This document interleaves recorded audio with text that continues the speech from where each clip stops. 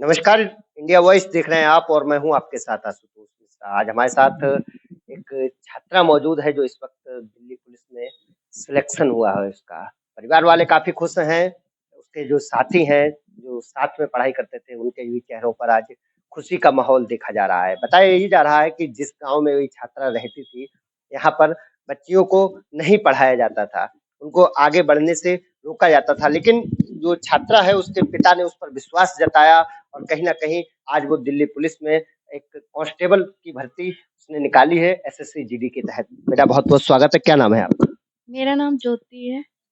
ज्योति आपका जो बचपन से अगर हम बात करते हैं तो कहाँ से पढ़ाई शुरू की है आपने? सर हमारे पापा काफ़ी पढ़े हुए थे, तो उन्होंने हमें पहले से ही वो मतलब एक तो वो होता है केवल पढ़ाना, एक मतलब किसी मकसद के लिए पहुँचाना। तो मेरे पापा का पहले ही मकसद था हम अपनी लड़की से जॉब करवाएँगे। तो शुरू से ही हमारा पढ़ाने का म पापा प्रथम क्लास की जो शिक्षा होती है वो कहाँ से शुरू की है? सर ये हमने अपने गाँव में प्राथमिक विद्यालय सरकारी स्कूल उससे शुरू की थी। कहाँ तक पढ़े हैं आप प्राथमिक विद्यालय में? 8 तक। 8th के बाद कहाँ एडमिशन लिया? 9th क्लास में मैंने एजीएम इंटर कॉलेज बिहारीपुर हीरा में लिया था। और हाई स्कूल और इंटर में क्या मार्क्स रहे? किस तरह से मतलब परीक्षा में उत्तीर्ण हुई? सर 9th क्लास में तो मेरा कम मार्क्स नंबर थे लेकिन 10th क्लास में मेरा 7वाँ नंबर था 87 पॉइंट कुछ 33 नंबर थे। और 12th क्लास में मैंने आर्ट साइड से कॉलेज टॉप किया था। 80 वो 80.4% से। अच्छा, इसके बाद आपने ये कॉम्पिटिशन के लिए कब जॉइन किया था? क्या लगा आपको, क्यों लगा कि मतलब आप कॉम्पिटिशन जॉइन करेंगे? सर अब तो बहुत ज़्यादा जनसंख्या हो गई है तो इसीलिए बहुत ज़्यादा प्रतियोगिता परीक्षा मतलब बहुत ज़्यादा हार्ड हो गई है। तो मेरे पापा ने पहले से ही ध्यान दिया तो इसीलिए मैंने जॉइन किया था 2018 में। आपने कितने साल कोचिंग की है? यहाँ पर 3 साल। आप आज दिल्ली पुलिस में सिलेक्ट हुई हैं। कितनी बार प्रयास किया है आपने इसको लेकर? सर पहला ही प्रयास था ये। तो ये 3 साल की जो जर्नी रही है पढ़ाई की, किस तरह से पढ़ाई होती थी? किस तरह से मतलब आप जो अपने साथियों को संदेश किस तरह से देना चाहेंगी? किस तरह से पढ़ाई शुरू करती थी? सर मैं बताना चाह रही हूँ मतलब मैं ज़्यादा नहीं पढ़ती थी, थोड़ा ही पढ़ती थी। यहाँ सर सर पढ़ाते थे और घर पे 2-3 घंटे बस। कौन से कोचिंग सेंटर में पढ़ती हैं? गुरु द्रोणाचार्य। इस दौरान आप गाँव से बीसलपुर आती हैं, तो क्या-क्या दिक्कतें होती हैं? कैसे आती हैं मतलब? सर पहले तो मेरे पापा लाते थे। फिर पापा को बाई चांस कुछ काम आ जाता तो मेरा भाई लाता था। अगर भाई इस कोचिंग या स्कूल चला जाता तो मैं ऑटो से आती थी। तो लगभग आपके पिताजी कितने साल तक आपको कोचिंग तक लाते और ले जाते हैं? लगभग 3 साल। अच्छा, आज आप सफल हुई हैं, इस सफलता का श्रेय किसको देना चाहती हैं? सर सबसे ज़्यादा अपना श्रेय अपने पापा जी को और सर को।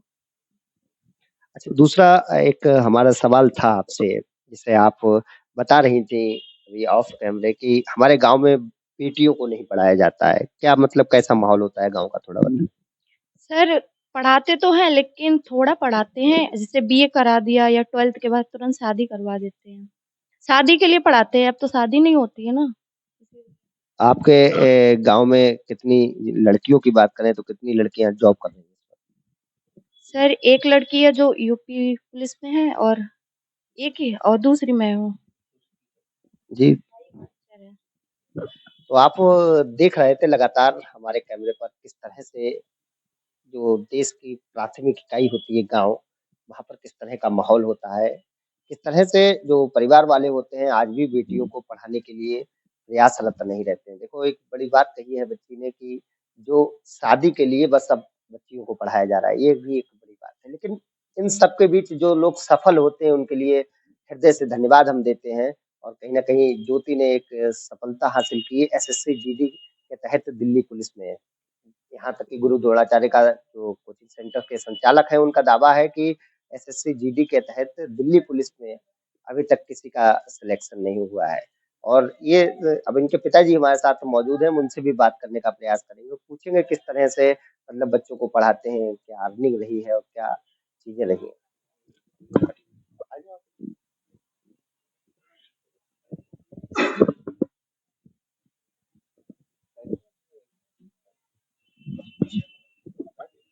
कोई बात नहीं जी, ठीक है। क्या नाम है? सर राम बहादुर नाम हमारा है।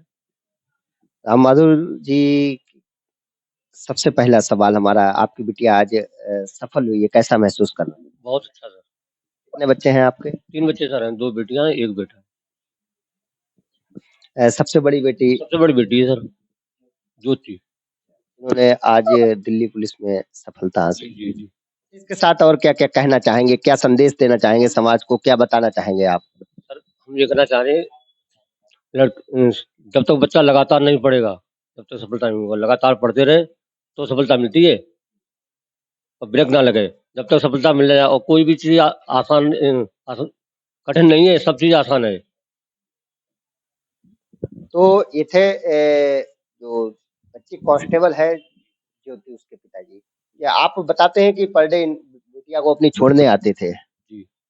किस तरह से, मतलब क्या समय रहता था छोड़ने का और कितनी देर तक इंतज़ार करते थे? इस दौरान आप क्या करते थे? 2 घंटे लगती थी कोचिंग की, तो 2 घंटे में सर अपना काम कर लेते, परचूनी दुकान थी, वो सामान लेते थे। कितने साल तक ये प्रक्रिया चलती रही आप? 3 साल तो कोचिंग कराई थी सर। 3 साल बाद सिलेक्शन हो गया।